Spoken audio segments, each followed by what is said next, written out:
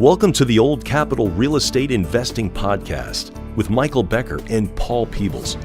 During this program, you will hear interviews with real-life successful investors who will share their stories and provide useful advice on how to acquire, finance, and operate apartment complexes. Now, here they are, Michael Becker and Paul Peebles. Welcome to the Old Capital Real Estate Investing Podcast. I'm your host, Paul Peebles, National Underwriter for Old Capital. And typically joining me today would be the governor, the mayor himself, Mr. Michael Becker, the smartest man in the room, but he is on another due diligence assignment. So it is just I in the podcast today. So we're excited that you were able to join us. We appreciate that. Let me tell you a little bit about what's going on in the Old Capital world. February the 6th, Freddie Mac economist is going to be in from Washington, D.C. He's going to be spending some time talking a little bit about on the bigger picture on apartments and what you should know going into 2019. And what the bigger picture is, he knows, you want to know, come out and see us at the Grapevine Convention Center. Go to the oldcapitalpodcast.com website, oldcapitalpodcast.com website. We'll have 300-400 people at this meeting, a good place to network and get to know a lot of folks in the apartment industry. Also at that meeting, David Kahn from CoStar, another economist, could talk a little bit about where rents are and for the major food groups and of apartments in the Texas area of Houston, San Antonio, Austin, and Dallas, Fort Worth.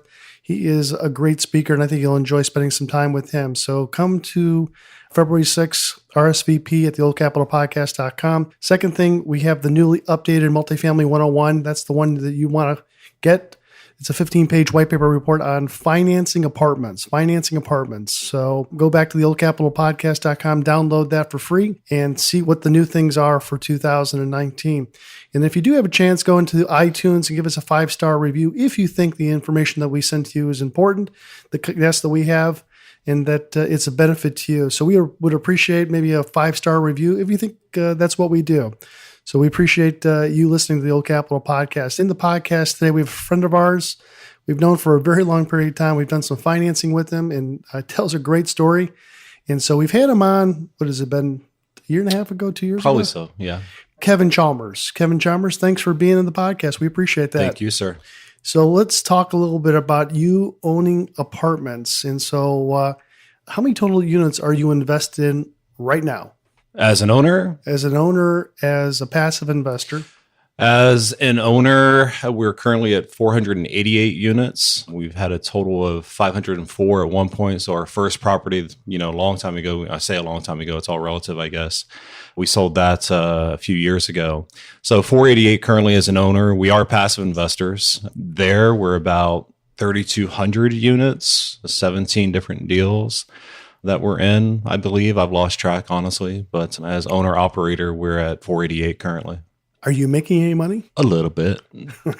If for anybody who's not familiar with the multifamily, is it a good time to be in the multifamily investing and ownership business? I think so. I know there's been a lot of discussion and concern, probably for the last many years, at least since I got into this. We're always worried about what's going to happen with the market. And I used to worry about that too. It's impossible to predict. And we look at different factors trying to guess where this thing is going to go. And honestly, I got to the point where I just stopped worrying about it. You just stick to what you know. You find good deals. They're still out there.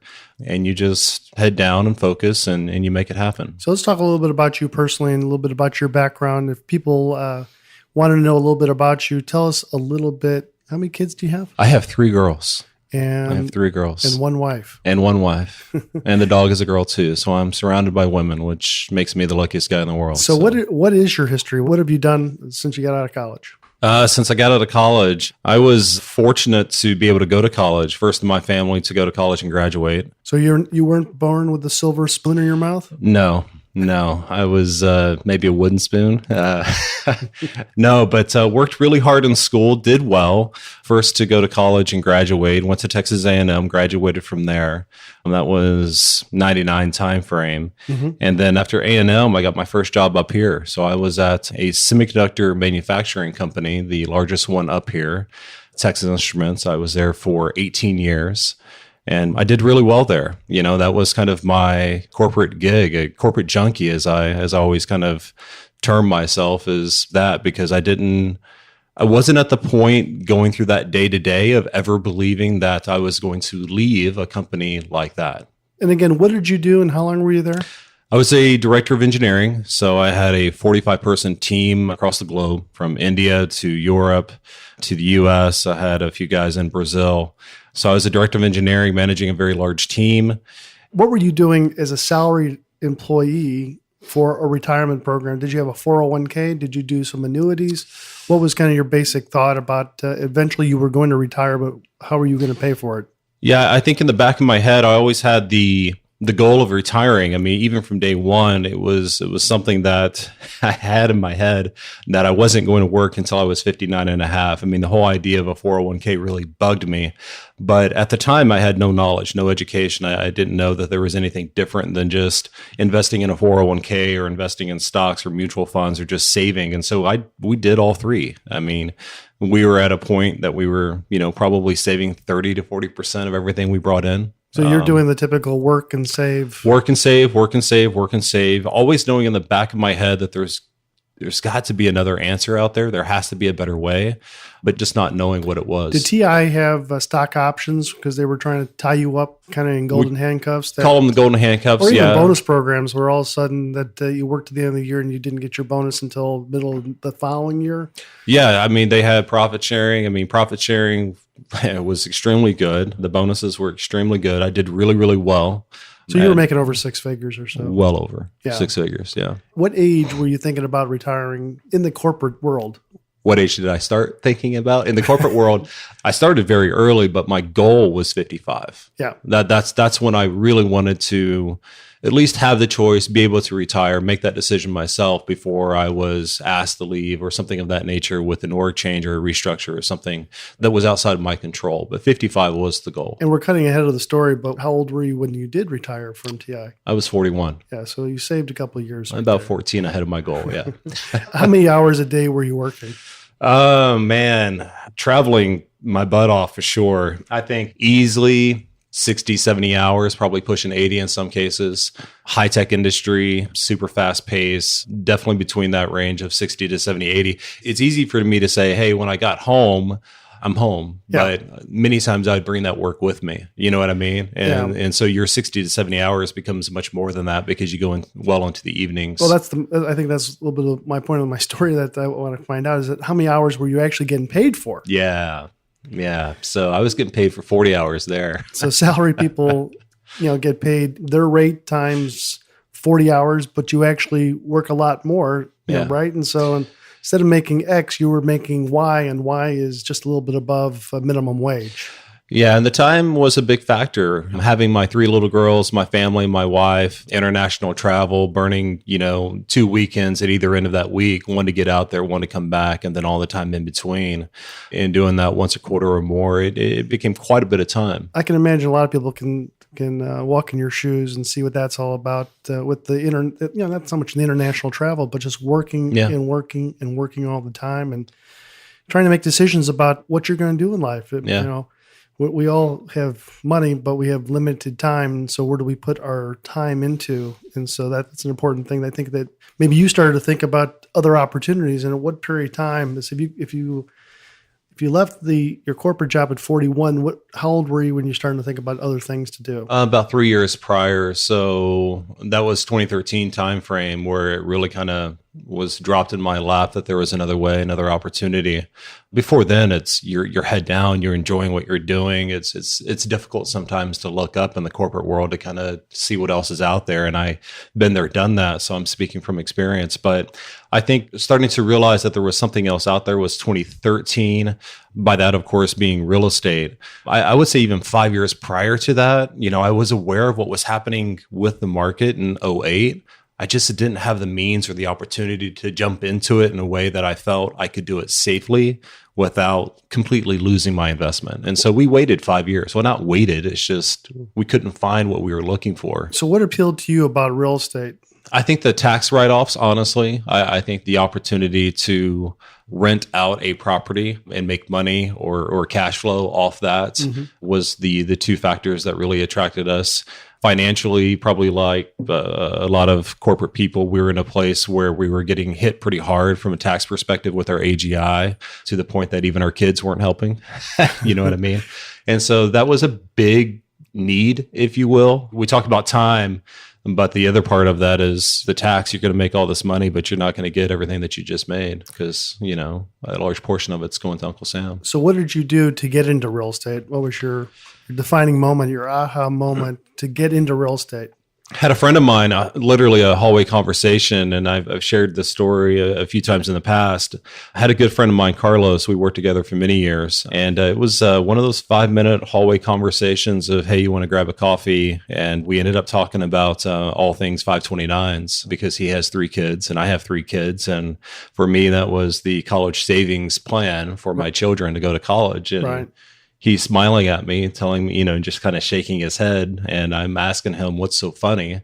And he tells me he has 3 single family homes that he bought off foreclosure. I'm like, okay, you got my attention. Yeah. You know, he's making $500 a month on each one of these, $1,500 a month. And he's, you know, his plan was that for every kid that graduated from high school and wanted to go to college, he would just cash out on that house, sell it, take all the equity, and boom, there's your college education. I'm like, okay, genius idea, right? Yeah. Best thing I've ever heard.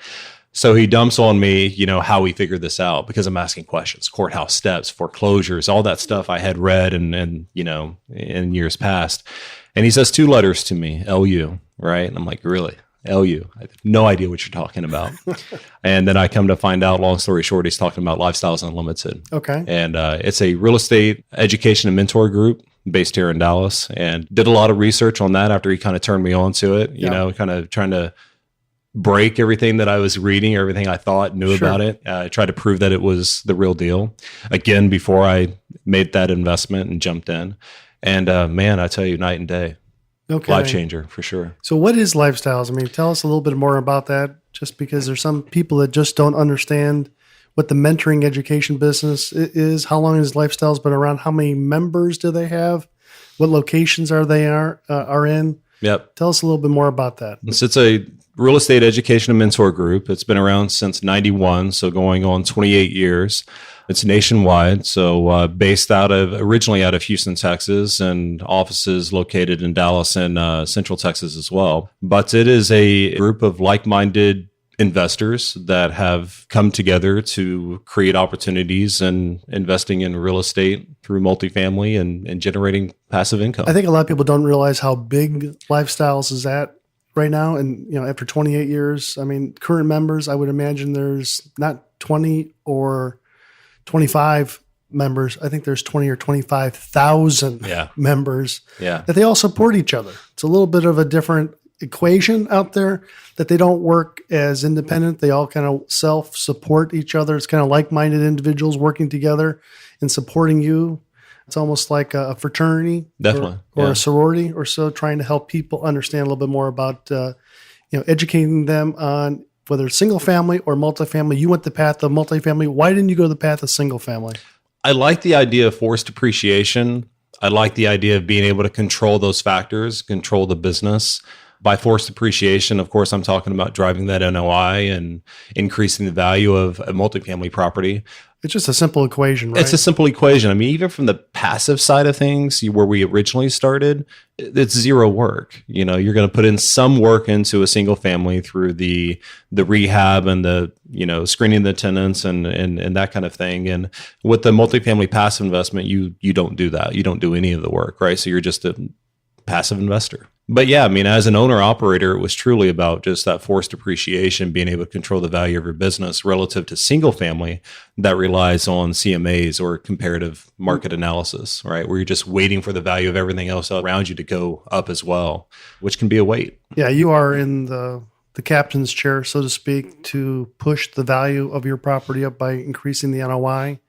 So, you know, you can't do that in the single family business. You know, you can put golden toilets and shower heads in the property. It's still not going to give you any further increase of value on the property itself. Did you just want to retire or just have some supplemental income with the real estate? Our goal was originally, we did not have the notion of retiring. Because you liked your job. I loved my job. Loved it. Absolutely. People were amazing. The work was amazing. The goal was passive income. That was it. It was really to get to the point that I could retire. It was the idea of slowly and incrementally replacing my expenses per month and having that passive income to the point where I had the option of retiring early. This idea of retiring 14 years early was not the plan originally. Yeah. You know? How long did it take you to understand some of the general apartment investing concepts? You know, Lifestyles is pretty amazing with the education. They have an incredible amount of online training, which is probably to the level of a university at this point with everything that they've kind of really put into that. And I mean that literally. It is that kind of level of education. So I dug in deep. You know, those international trips that I was talking about, I had a notebook that is just, even to this day, I keep as a reminder that's just full of all the notes of everything, of all those videos and trainings that I was going through, just trying to educate myself. So if I'm spending 16 hours on a plane, I'm going to cram as much multifamily knowledge into my brain as I can and take advantage of that time. But it was pretty fast. I say that it's relative. It can be intimidating starting out, just getting used to the nomenclature and the acronyms and how the numbers work and the finances and all that. But again, it's back to having that group of like-minded people around you where everybody is an investor, whether it's a lead or a passive or a mentor or consultant. Everybody that you would ever need is there, including your contractors and your vendors to help you figure this thing out. And so I was able to move really fast, you know, comparatively with multifamily. Yeah, because retirement, as you were thinking, was 55 or so, but retirement is a process that it's not an age, it's the amount of money you can you control, and that you were putting a lot of your monies into receiving passive income. Talk a little bit about that. I mean, that was kind of, maybe that was probably the way you started, by putting money into passive investments, other people's. Yeah, definitely. Again, just starting out, wanted to really better understand how this whole passive income strategy worked from a multifamily perspective. Invested in 4 different deals with some really good friends at this point that were local here in the Dallas area. Different types of deals, because I didn't understand those concepts either. We talked about value versus yield versus hybrid. So we put a little bit in each type. Ended up with 4 of those and got to the point as a passive investor where I still didn't feel like I knew, because I want to get my hands dirty. You know, I want to better understand this process and the work, the rehab, the screening, you know, the lease up, that kind of thing. Sure. And so I bought 2 single family homes in the middle of that. Oh, you did? Yeah, which is crazy. I know. It's completely Do you backwards. still own the 2 single families? I do not. I sold them. So yeah, I made a pretty penny on that too. But I did that to get my hands dirty, because as a passive investor, going back to not doing any of the work, I got my hands dirty with the single family side. That experience, kept them, rented it out, you know, had great residents there for 3 years, and then very quickly jumped back into the multifamily to just refocus on myself becoming a lead investor, you know. So how much time have you freed up by owning real estate? Oh, man. I mean, you were working 80 hours a week, and now, I mean, you're still working hard in your business, but what are you doing with your extra time? Spend it with my friends, spend it with my families, have a lot of vacations planned this year. Took a few trips last year, concerts, you know, just enjoying life. My kids are still young. And you take them to school?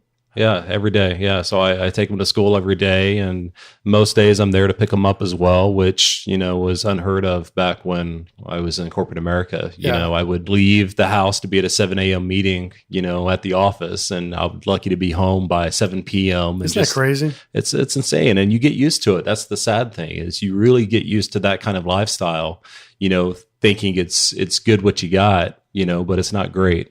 So you started off as a passive investor, and you didn't jump in to immediately to try to own these buildings. You wanted to kind of figure out how other people were operating the buildings that you were going to invest in, and you probably used a lot of their secrets or so on how you were going to do your business when you had an opportunity to start up and start buying buildings. Is that right? Yeah, definitely. I would say that if anything I'm doing looks amazing or it looks like it's a good idea, it's because I stole it from someone else.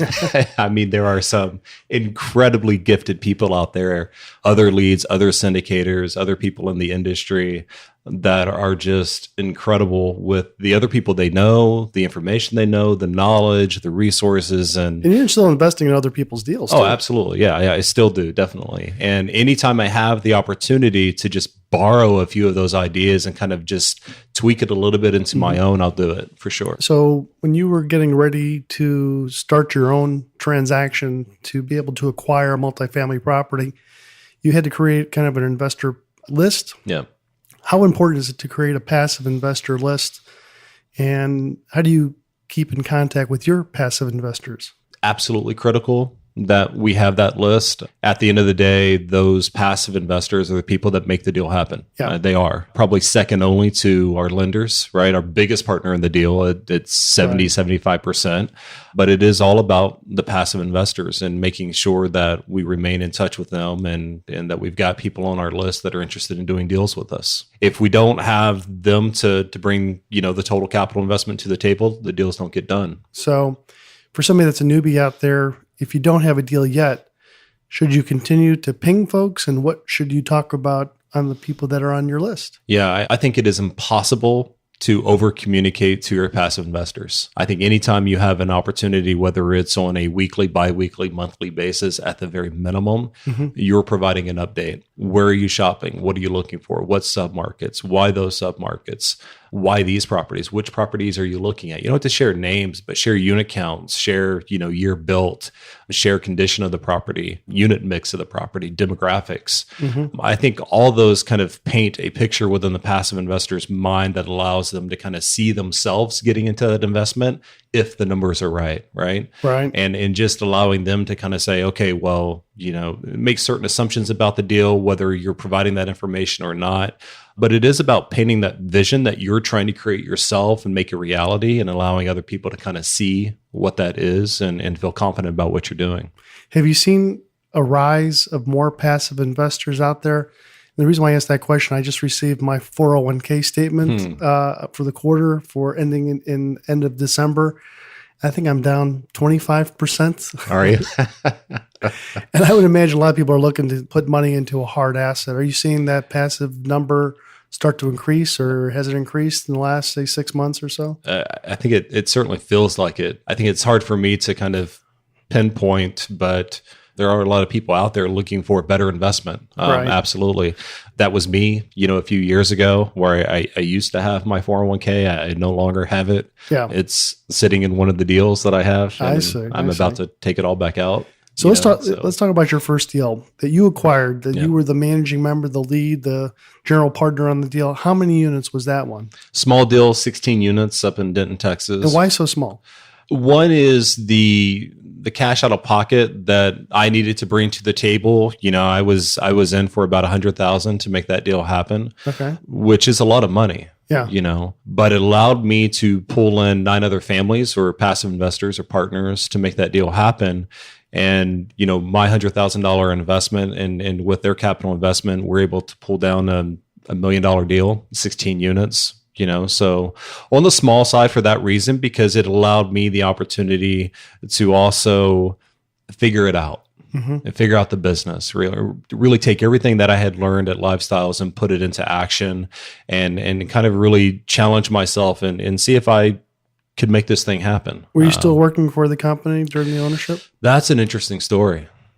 So I was in 4 passive deals to the point, those 2 single family homes, and then this first lead deal of mine at 16 units up there in Denton.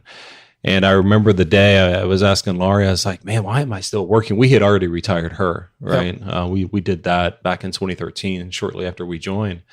But I was asking her, I was like, why are we still doing this? Because we're at the point where we had the opportunity to just make that jump. And long story short, I left my job, walked out, right? Just wrote a letter to my manager, said I'm leaving. And they, of course, wanted to know where I'm going. And I was like, I'm going home because I had the opportunity. And that was the best moment in my life, probably being able to have that kind of opportunity to make that kind of decision, massive decision, jumping from a very comfortable 6-digit W-2 to trusting this whole real estate passive income thing, knowing that I'm going to get a large majority of my time back. I'm going to make more money than I've ever made in my life with a fraction of the work, and I can reinvest all that time back with my friends and family and just really, start to enjoy things a lot more than I was. Were you drinking a lot of tequila before you made that decision or after that decision? Yeah. So that is a massive decision to make, a critical decision in your life. And if things didn't work out well, you were only 41 years old. So you could jump back into the high tech business if you had to, but you threw all the eggs, pushed all the chips over to the side, and that you knew that you kind of saw the mathematical formula on how multifamily works. Yeah. And a lot of people don't see that formula. So you have to maybe have a mentor, an educator to kind of show you mathematically how all this stuff works, how this NOI, how you increase the NOI, and how that converts over to a larger value of the property. And now I can start seeing, I can start making some money in this business. So you asked me if I was working when I closed on that deal. I worked for 30 days. Oh, did you? And then I left. I retired. Yeah, I remember when we did that transaction. Yeah. So how did you find that property? That was through Marks and Millichap. Another lead investor in the area had done the introduction to that broker at Marks and Millichap.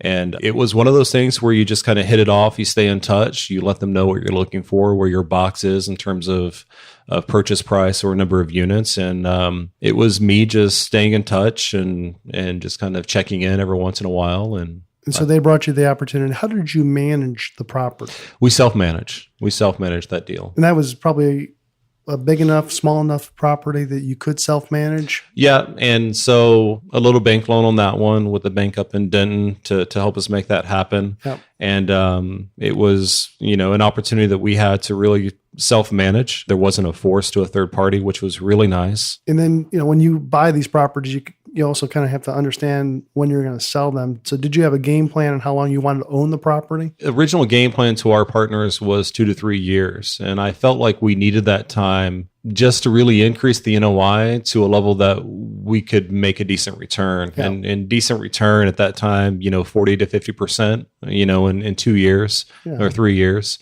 was what our goal was. And that was the original goal. And it came in like all of my my retirement plan kind of came in, everything seems to move much, much faster when you're in this industry, which is incredible. And I tell that to people as well. But the plan was 2 to 3 years to sell it. And we ended up doing it in a year and a day, or maybe 13 months instead of 12 months and a day, something like that. So 13 months and your regular return on people's investments was 40 some percent? No, it was 60. Oh, 60%. Yeah. So we ended up returning 60% in about 13 months. You had some happy limited partners on that. We did. We've got a lot of them in our other deals as well. So did you feel that the smaller deal helped you build the confidence for deal number 2?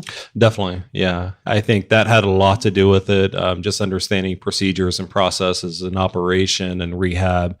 Even though it was light rehab, it was just primarily interiors, but going through that whole thing definitely helped in making that transition to the bigger property. So let's talk about the acquisition number 2. What did you buy? Acquisition number 2 was 134 unit property. So we made a jump from a 16 unit to 134 unit property with Fannie Mae debt on it. So it was a $8.7 million deal versus our $1 million deal that we started with. Mm-hmm. So quite a bit bigger. How would you describe the property for somebody who's never seen it or is not going to drive by it? 1970 mansard roofs, flat roofs. What are mansard roofs? Mansard roofs are French style roofs that come to a slope down the sides of the building. In some cases, 4 to 5 feet from the bottom. In this case, it was probably 8-10 foot from the bottom of the ground to the bottom of the mansard. So old style 1970 architecture of some of these flat top buildings, and typically the flat roofs come with a mansard roof. Not a lot that you can do with them architecturally unless you want to spend some money to reside that, which we didn't want to do. But that's a mansard roof. So mansard roof, flat roof up on top? Flat roof on top. If not original, pretty darn close. It was tar and gravel. Looked like it was in good shape, but we knew through our due diligence that at some point in our ownership, it was going to have to get replaced. So again, how did you find this opportunity? This was another broker in the area, off-market deal that was brought to us. Again, it's about those relationships. Again, how do you work on those off-market deals that people are going to bring these deals to you? Marks and Millichap conferences, Old Capital conferences, the different investor networking opportunities that we have. You get those like-minded individuals, within lifestyles, but even well outside of lifestyles together in a room, whether it's brokers or contractors or lenders or other owners and operators and partners and, property management companies. And you're going to find a deal. People talk and everybody is trying to buy or sell. That's just the nature of the business. So, but being friendly like you are certainly helps, and being agreeable to try to get this deal done on the seller's terms and not trying to be a retrader unless you find something that in the due diligence piece, the physical due diligence, that you just couldn't live with. Yeah, that's one thing I don't like to do. I don't like to retrade. If I'm going to spend the time to really evaluate the property and scrub the numbers and the T12 and the rent roll and understanding where the broker or the seller wants us to be, respectfully, I won't retrade, because my feeling is those problems are our problems. We just need to capitalize correctly and just make it happen. I haven't had a catastrophic issue yet. Surprise me. Yeah. The roof, even a $300,000 roof, was something that we could bank on, day one and just take care of. So well, that's good. Yeah. So would you say that, this deal number 2, acquisition number 2, would you say it is a stable when you bought it, or was it a evaluated property? And what did you guys do for rehab? Stable property, call it a hybrid. We knew there was an opportunity to really drive that NOI. It was an all bills paid property. It was the highest rents in the market as a result. Its location is amazing. But as an all bills paid property, where the rents were already the highest in the submarket, our opportunity was not on rent growth. It was not. We kept it flat. My entire pro forma for year 1, year 2 was pretty much flat rent growth, because I didn't know if we were going to be able to make that happen. We made the deal work by converting that all bills paid property to RUBS. We knew that What does that mean? What's RUBS mean? RUBS is ratio utility billing system, where you take the utilities on the property, whether it's electric, gas, water, pest, trash, and instead of the property paying for all of those and rolling it into the rent, you allocate or distribute or ratio it out to your residents based on occupancy and the square footage of their unit. So by doing that, we could increase our income significantly, and it was something that we felt confident we could make happen, because there were other properties in the submarket that had started to do it. And really the deal happened because of that. And the challenge with doing that and converting an all bills paid property to RUBS is creating value. Right? If you're going to do that and add another $100 to $150 in utilities back on top, and by the way, we didn't change our rents. We kept the rents the same, and we put the utilities back on top. And so we already had $100 to $150 increase effectively. And you were doing this with any new tenant coming? Any new resident, any renewal. Yeah. So we did that pretty quickly. What was your pushback on that? Our occupancy dropped to 90%. And I go back to the value. We did a lot of work on that property. We put $1 million into that property. We expanded the pool deck. We added pergolas. We added outdoor kitchens. The property looks great. Yeah, thank you. I mean, we added amenities that community of residents never had. What's interesting about that property is that Kevin lives here locally, and so he's able to take a look at the property, and we'll get to it. He self-manages that property. So with his fine tooth comb, he's able to understand what the tenant needs are to keep the trash off the grass, keep the grass cut, to keep everything painted, versus sometimes when you buy properties in other submarkets that you're 50 miles or 500 or 1,500 miles away, you as an owner can't stay on top of these deals. And so you don't know what the quality of how the management company is doing on these properties, and you may not be able to get the higher rents. But if you are executing your plan and you have happy tenants, they'll jump in and help you increase your rents from $75 to $150 or so. How would you say the tenant base is on that property? What do these folks do for a living? The blue collar workers. It's a largely Hispanic, demographic, family oriented, hardworking group, and they want a clean, functional, nice place to live with a few amenities that is a little bit unique to anywhere else they could find in a single family or another multifamily around that area. Also, too, that property does have great access to a fairly major street that's right behind it. has shopping to it and schools in and around with a couple blocks of the elementary property. school. Yeah. So, that's a property that you're going to have a number of kids on the property, which kids don't like to move, don't like to pick up and move. And so you get the parents to camp out and stay as long as they can on that property for 2, 3, 4 years. Yeah.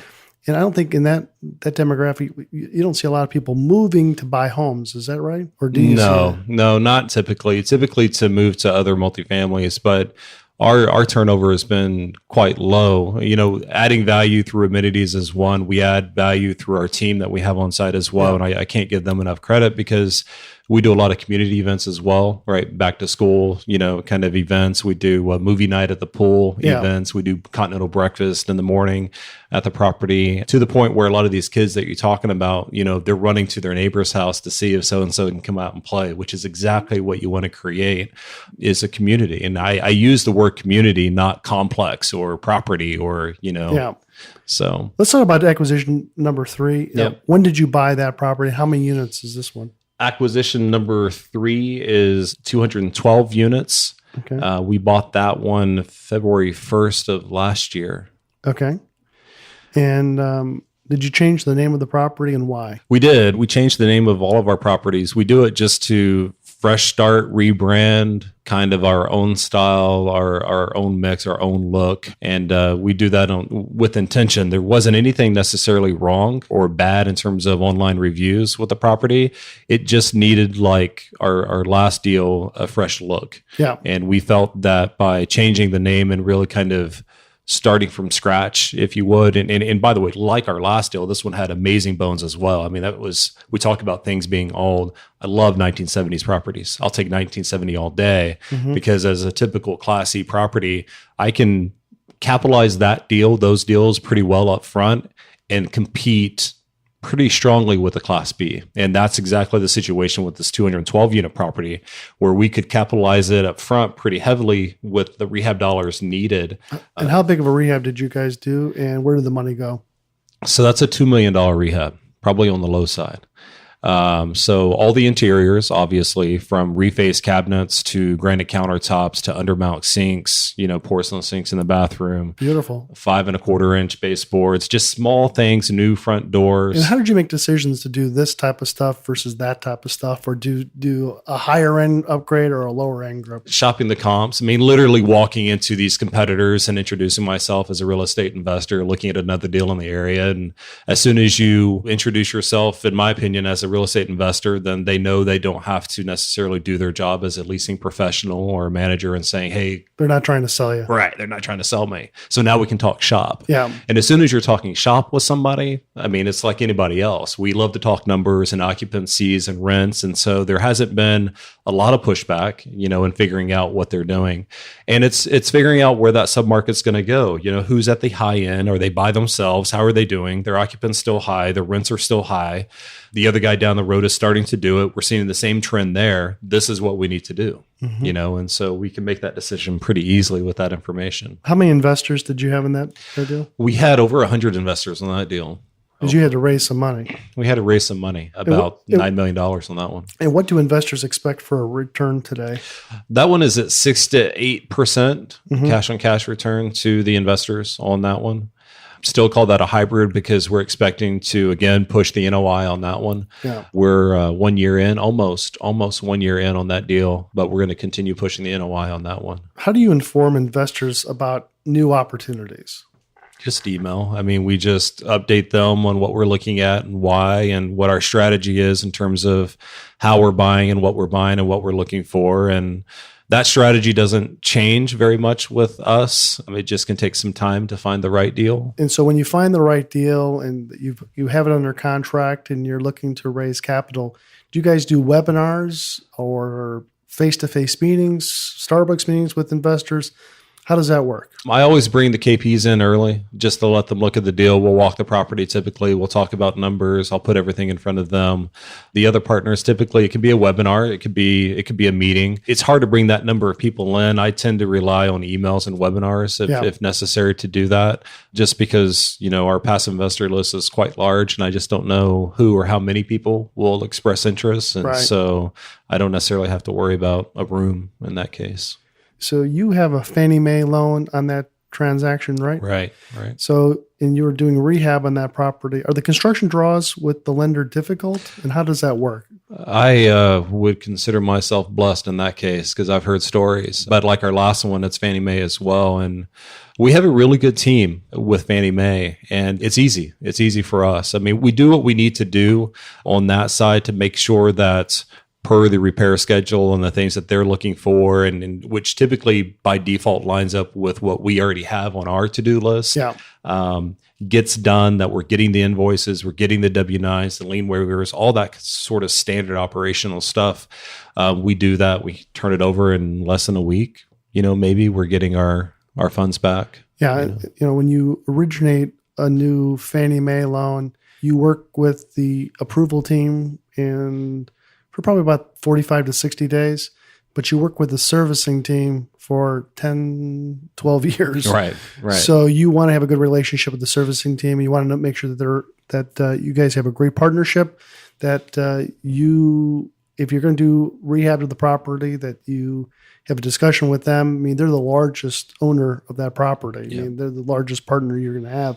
So when you do have discussions, look at approving the collateral and making sure that they're on board, that it does make sense, and that you have your ducks lined up to get the work done, and that everybody kind of wins. And so I'm glad that the rehab is going well for you today on the Fannie Mae transactions. Definitely. So I really want to spend the remaining time on acquisition number 4, and because this is kind of the one that has been done fairly recently.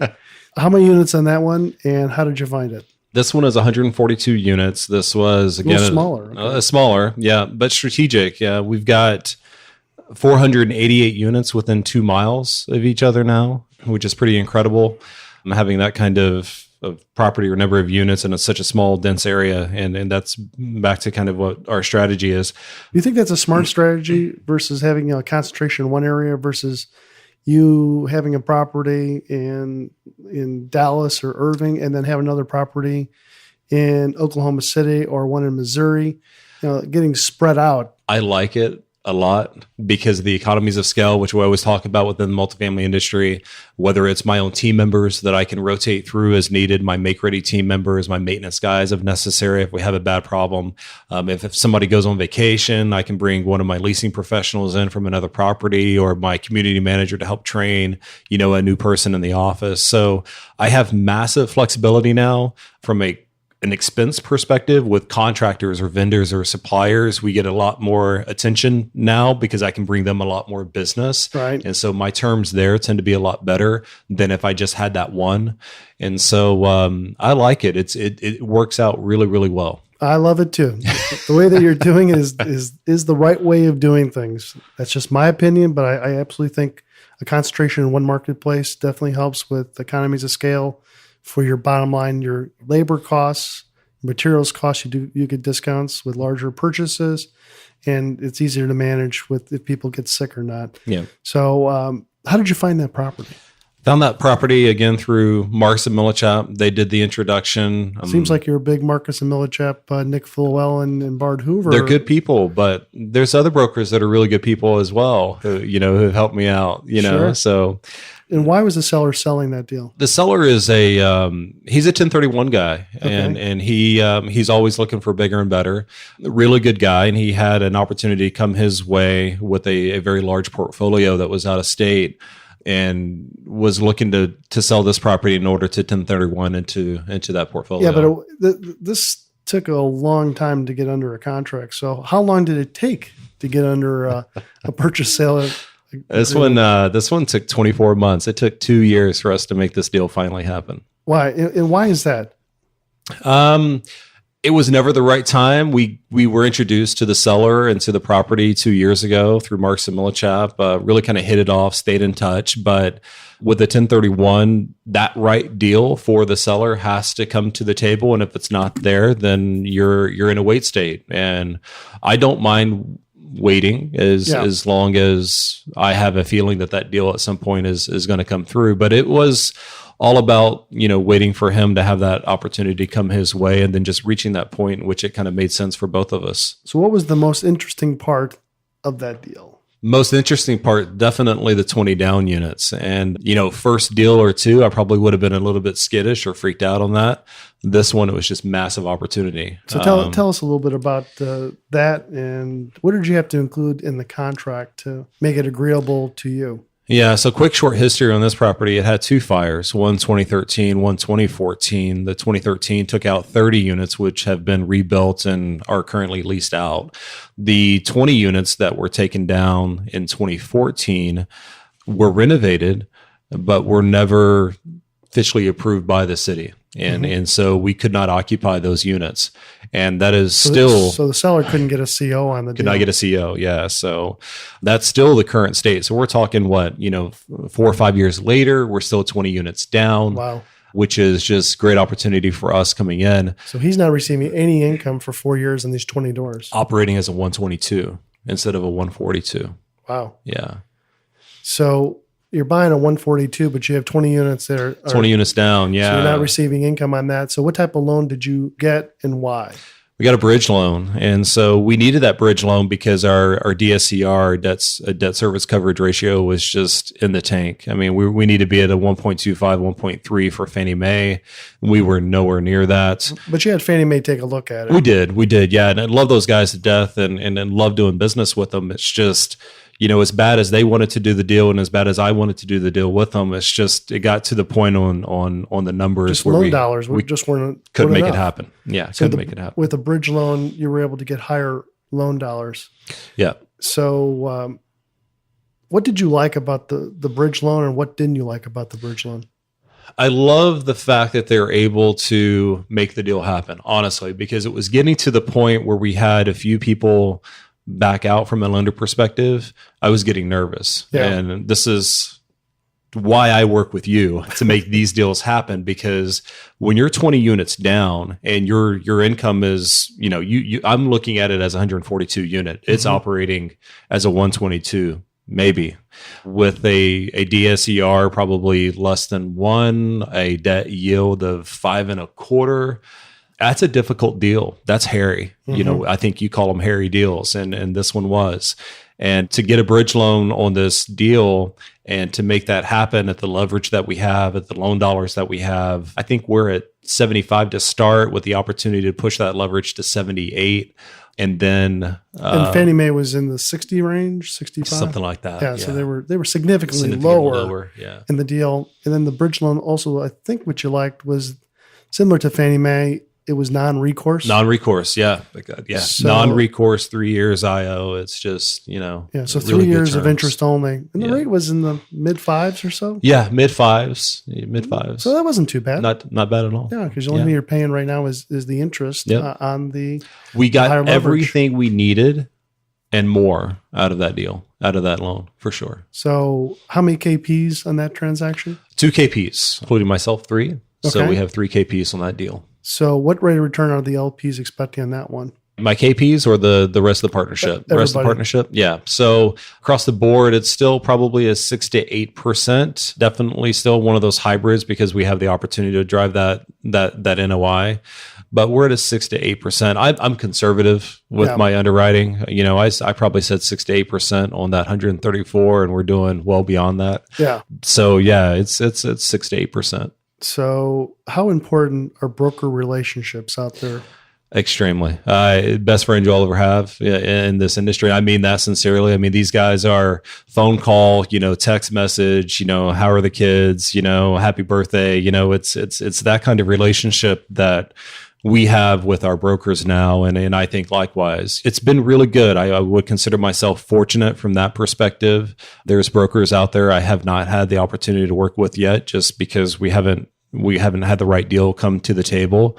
But they're good people for sure. So how many deals, and I think that's probably the number one frustration for a lot of people that are trying to get into the business, how many deals will you look at to find one good one that really makes sense? I'll be honest, I like that old rule of, you'll look at 100 properties, you'll write an LOI for 10, and you'll probably get one. It's probably somewhere in that. I think my looks are probably a lot more informal than that, but it seems like even in drive-by wishing I could, I'm wanting to buy a lot more than actually come to the table for whatever various reason. But I'm patient. I'm more patient now than I used to be when I first started, just waiting for that right deal to come through. And then finishing up here, how important is it to having a mentor before you get into the apartment business? I think it's everything, honestly. Yeah. I think if you ever go out and just read a book or pull something from some online sites or what have you, without having the opportunity to work with somebody that's done what you've done, that's gone through the experiences that you're going to go through, that has that resource and knowledge, I think you set yourself up for potentially massive failure. If you have the opportunity to find a mentor, hold on tight, because you're going to go for a ride and it's going to be a great one, Would you recommend it? Here's a setup question. Would you recommend Lifestyles Unlimited? I think Lifestyles Unlimited is amazing, and I think they have incredible mentors. Yes, and they're all across the United States now. They are, right, so nationwide. They're doing presentations in Phoenix, and Northern California, and Florida, in Virginia, and all these different locations that you can be part of the club. That's right. To be part of Lifestyles Unlimited. So that's great. Any funny stories before we finish up here in the apartment industry? Funny stories? Whether it's managing I'll go back. Crazy tenants. I'll go way back on a story. Okay. We had that first deal, that 16 unit, when I'm doing all the work and I'm doing the lease up and, walking units with pest control and stuff like that. We were actually doing pest control for these 16 units. And I'd have to tell our pest control guy, Chris, like, first time, number 12, let me knock on the door, right? This is Mr. Johnson. Like, who's Mr. Johnson? Yeah, Mr. Johnson.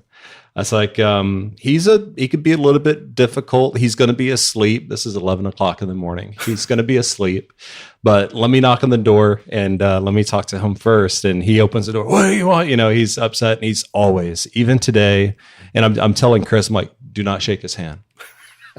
Don't shake his hand. You'll understand when you see him. Of course, Mr. Johnson opens the doors.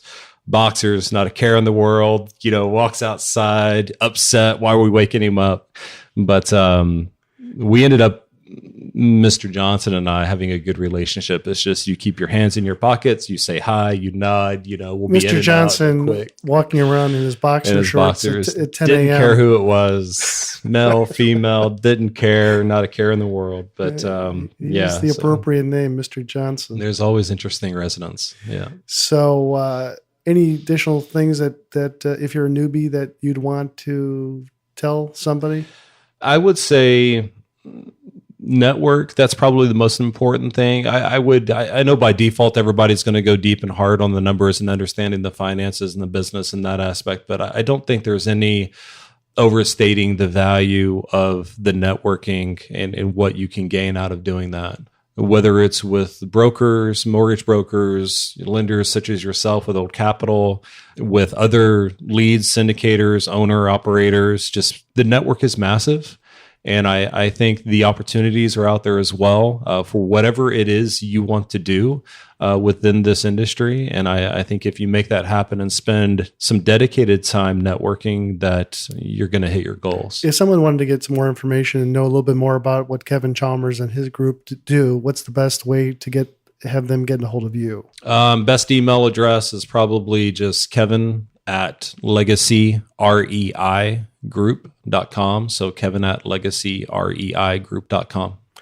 So some great information. We appreciate Kevin coming into the podcast. We appreciate your business. Thanks for being a friend of ours and telling a good story. I mean, I think everybody could take something out of this little hour podcast on apartment investing. And so thanks for being in the show, Kevin. Thank you. Again, come out, see us on February the 6th, Grapevine Convention Center. Again, 2 economists. And we're going to know a little bit about what's going on in 2019. So go to the oldcapitalpodcast.com website, RSVP for that presentation. We'd love to see you out there and shake your hand. I won't be wearing my boxers. So that was Kevin Chalmers. I'm Paul Peebles. Have a great day. Thanks for listening to the Old Capital Real Estate Investing Podcast. Please join us at oldcapitalpodcast.com to sign up for our weekly email updates. We'll see you next week for another great interview.